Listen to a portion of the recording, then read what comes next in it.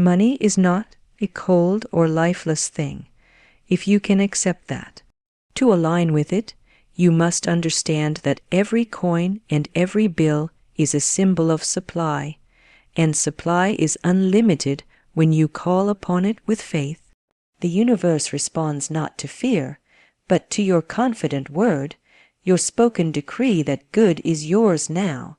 When you speak lack, you close the door.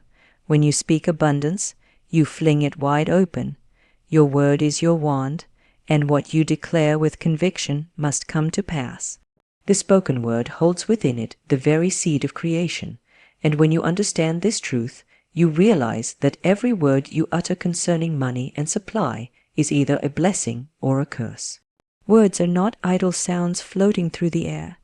They are living forces, charged with energy, moving swiftly into the unseen to prepare the circumstances of your life. When you speak of lack, when you say, "I can't afford it," or "money never comes to me," you are pronouncing a decree that the invisible law must obey. The universe hears no jest. It takes you at your word. Every statement of limitation becomes a command to the substance of life to withhold itself from you. This is why so many people live in a cycle of want. They keep speaking want into existence, not realizing that the tongue is shaping tomorrow's conditions. On the other hand, when you begin to speak abundance, when you affirm boldly and without hesitation that money flows to you in perfect ways, under grace and in divine order, you change the current of your affairs. You open a channel for supply to reach you, often in ways you could never have planned or imagined.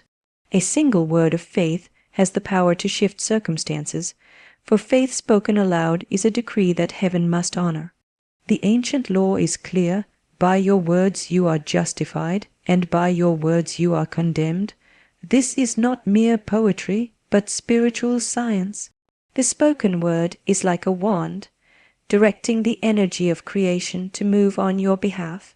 When you speak words of prosperity, you are giving life to prosperity. When you speak words of debt and despair, you are giving life to poverty. Consider how often people, without thinking, speak words that sabotage their own supply. They say, "I never have enough," or "everything goes wrong for me."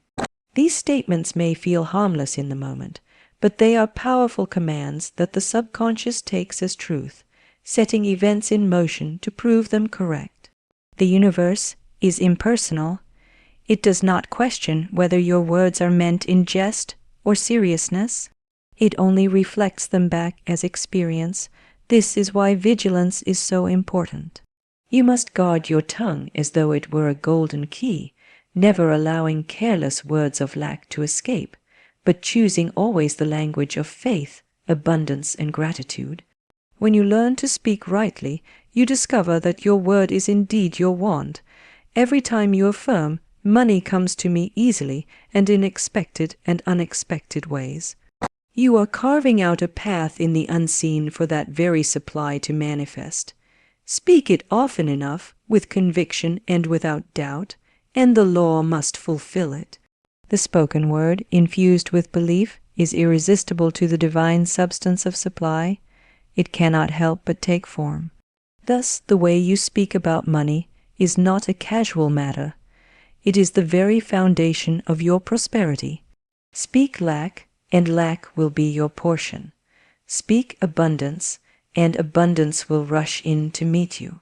Belief is the invisible architect of your financial life, silently shaping every experience of gain or loss, prosperity or poverty. What you hold as true in the secret chambers of your mind must eventually show itself in the outer world, for the inner picture is always reflected by outer conditions.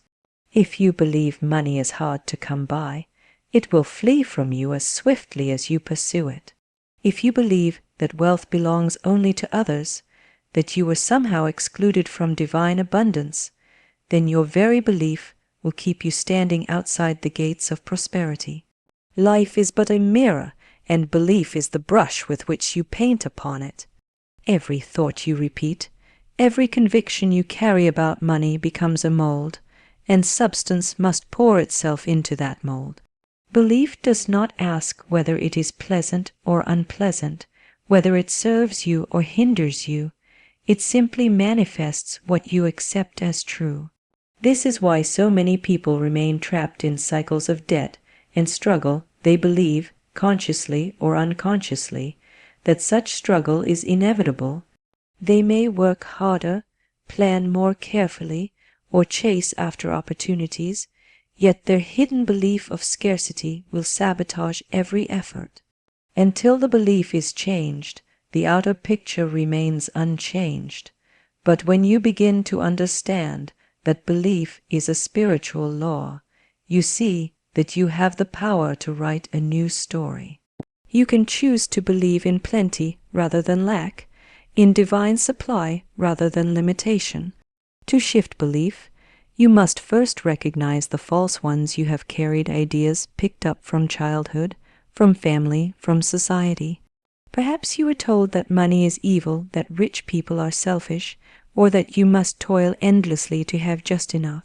Such beliefs, once accepted, become silent masters, ruling your financial life without your awareness.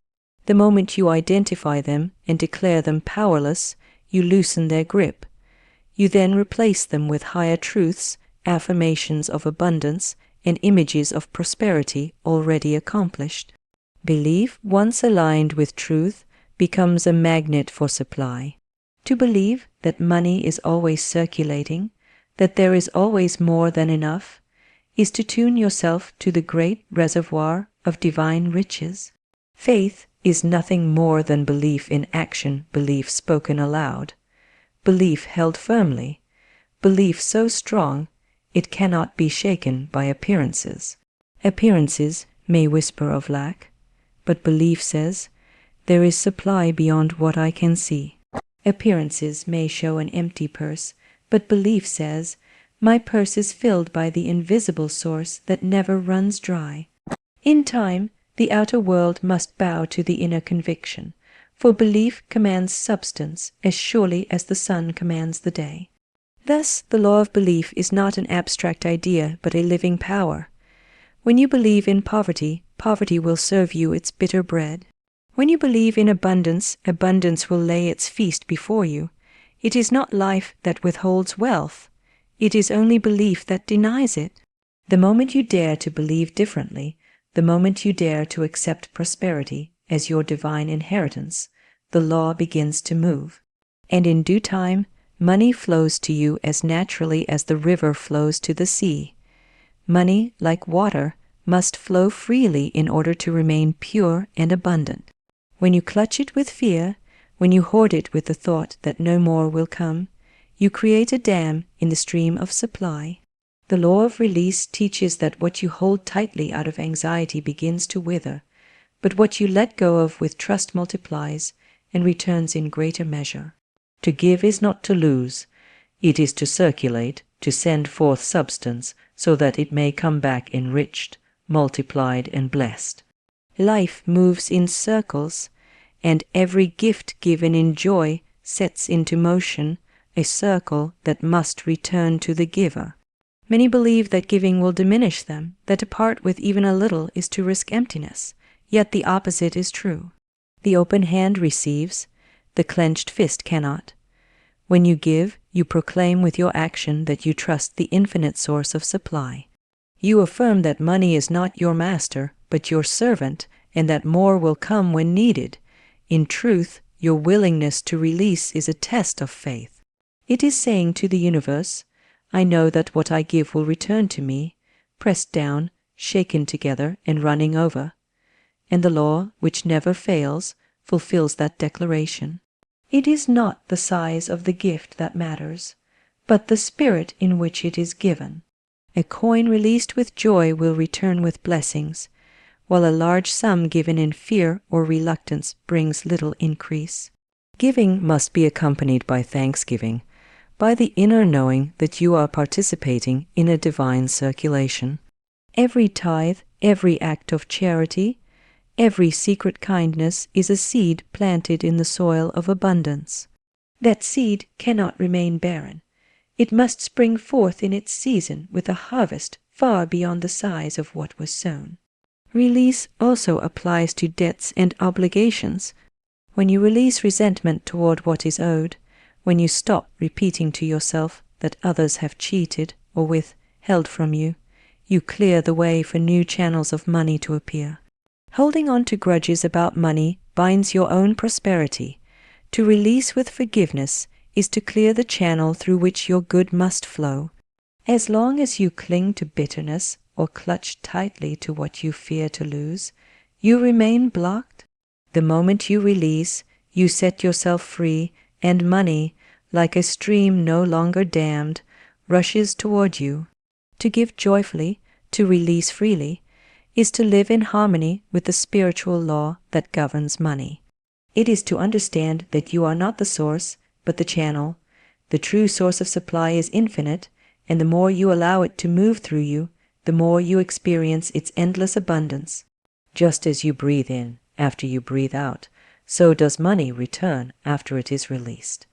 The breath of giving and receiving is the rhythm of prosperity, and when you honor that rhythm, lack cannot remain in your world. Gratitude is the golden oil that keeps the wheels of prosperity turning smoothly, for it transforms the smallest gift into a great treasure and multiplies the substance already in your hands. When you look at what you possess, no matter how little it may appear, and bless it with thanksgiving, you magnetize it for increase. To grumble over small sums is to shrink them. To give thanks for them is to expand them. The law of gratitude is one of the most powerful spiritual forces governing money, for it shifts your focus from lack to plenty, from absence to presence, and what you focus upon grows. Consider the one who opens their wallet and sighs, saying, "This is all I have." That sigh, that declaration, plants a seed of scarcity, and life reflects it back as more want. But when another opens their wallet and blesses the contents, however small, saying, "Thank you, Spirit, for this supply, which is now multiplied," they plant a seed of increase. Soon opportunities arise, unexpected gifts appear, and the money they blessed seems to stretch far beyond its natural limit. Gratitude does not wait for wealth to arrive before it speaks. It speaks wealth into existence by blessing the beginnings. When you bless your bills as already paid, you shift from dread to trust, and trust is the soil in which abundance grows. To look at an obligation and give thanks that divine supply is already covering it is to align with the unseen river of provision. Many fear their debts, cursing the envelopes that arrive in the mail, but such cursing binds the very flow they desire. The one who blesses every demand placed upon them, declaring that the money comes easily and in perfect ways, sets a law in motion that cannot fail. Gratitude is the antidote to fear, for fear contracts the flow, but thanksgiving opens it wide. Gratitude also sharpens the vision of your imagination. When you give thanks for the wealth you cannot yet see, you create a magnetic pull that draws it into form. To say, "I am so grateful for the money that is now appearing in my life," even before the evidence shows itself, is to live in faith. And faith, joined with gratitude, produces miracles. Life listens to your thanksgiving as though it were a command, rushing to prove you right. To thank in advance is to acknowledge that supply already exists in the invisible, waiting only to take shape. Even in moments when lack seems most pressing, gratitude lifts you above appearances and reminds you of the eternal source that never runs dry. By giving thanks for the smallest comforts, a meal, a roof, a coin, you align with the vibration of abundance, and abundance must answer. Just as a magnet cannot help but draw iron to itself, a grateful heart cannot help but draw riches. Gratitude is not merely a feeling, it is a spiritual law. Each word of thanks you speak is a key turning in the lock of the universal treasury, and the doors swing open wide. Imagination is the workshop of the spirit, the secret place where the pictures you hold within are carved into the substance of life, and then revealed as your outer world. Every fortune and every failure begins first as an image, for nothing can exist in reality unless it is first seen in the mind's eye. The law of imagination teaches that what you continually picture with feeling and faith must eventually take form. If you see yourself as burdened by debt, weighed down by bills, and forever struggling to get ahead, you are casting that image into the mold of substance, and substance has no choice but to obey. But if you dare to see yourself free, prosperous, supplied, and joyful, you carve a mold for abundance, and the universe rushes to fill it. Many people allow their imagination to run wild in fear, rehearsing poverty, illness, and loss. They lie awake picturing unpaid rent, empty cupboards, and endless struggle. They do not realize they are practicing a form of dark creation, planting seeds of want that will later sprout as reality. Spirit does not judge whether your picture is pleasant or painful, it only reflects it back. Thus, imagination is a sacred power that must be guarded and directed with wisdom. It is not a plaything, but a creative law. To master this law, you must deliberately picture the life you desire as if it were already accomplished. Imagine yourself holding the check, walking into the home, paying the debt, or enjoying the freedom that prosperity brings. See it vividly until it becomes more real to you inwardly than the conditions you see outwardly. The outer world may at first contradict your vision, but persistence in imagination dissolves appearances and shapes new circumstances. Life is compelled to bring forth what you continually hold before the inner eye with faith. Imagination joined with gratitude and spoken word becomes irresistible. When you imagine wealth, give thanks for it as already yours, and declare it aloud with confidence. You create a threefold cord that cannot be broken. Each night before sleep, the images you hold are planted deeply into the subconscious, which then works tirelessly to bring them to pass. This is why it is so vital to guard the pictures you fall asleep with, for the mind, like fertile soil, will produce whatever seeds are sown into it. Great fortunes have been birthed from nothing more than a vivid picture held in the imagination of a man or woman who refused to let go. Those who see themselves as poor, no matter how much money they earn, will find ways to return to lack. Those who see themselves as wealthy, even when pockets are empty, will draw wealth until it matches the picture within. The outer world is but a mirror, and imagination is the brush with which you paint upon it. If you would change the reflection, you must first change the image. To imagine prosperity is not to dream idly. It is to command substance, to call forth riches from the unseen into the seen. Forgiveness is the invisible key that unlocks the closed gates of prosperity, for as long as bitterness or resentment dwells in the heart, the flow of money and supply remains obstructed. Many wonder why their affirmations seem powerless, why their prayers for abundance go unanswered, and often the cause lies hidden in unforgiven memories and grudges silently poisoning the soul. To hold resentment against another is to bind yourself, not them, for the law of spirit makes no exception. Whatever you refuse to release continues to mirror itself back to you in delay, struggle, and lack. Forgiveness is not a favor you grant another, it is a gift you give yourself, a cleansing that clears the channel so prosperity may rush in unhindered. When you say, "I cannot forgive, they wronged me too deeply," you are in truth declaring, "I choose to block my own good."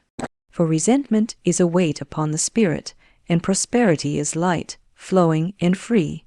You cannot carry the burden of anger and expect to walk into the kingdom of abundance. But when you forgive, when you release the memory of harm and declare it powerless to affect you, you unshackle yourself from the chain that bound your finances. The universe does not respond to grudges. It responds to love, release, and freedom. Even debts owed by others must be forgiven if you wish your own debts to be cleared. To repeat, "They never paid me," is to rehearse lack, and life takes you at your word. But when you declare, "I release this in divine order," what is mine comes back to me in perfect ways. You lift the matter into higher law, where no good thing can ever be lost. Forgiveness is not about condoning injustice. It is about recognizing that your supply does not come from people, but from the infinite source. When one channel fails, the law opens another, often greater than the first. Forgiveness also extends inward, for many secretly resent themselves for past mistakes, foolish spending, or missed opportunities. Such self-condemnation blocks prosperity as surely as bitterness toward others. To prosper, you must forgive yourself fully, declaring, "I now release the past. I am free from all mistakes, and my supply comes to me fresh and new." When you cease punishing yourself, you create room for life to bless you again. Self-forgiveness is often the missing key that turns poverty into plenty, despair into joy. The moment forgiveness is spoken, whether toward others or toward yourself, the atmosphere around you changes. Peace settles in, and peace is the soil in which abundance grows. Suddenly channels open, delayed money arrives, opportunities appear, and prosperity flows like water into the cleared streambed. Forgiveness does not change the past, but it changes the energy that binds you to it. And once the energy is released, the law of increase can do its perfect work. To forgive is to set yourself free, and freedom is the natural dwelling place of wealth.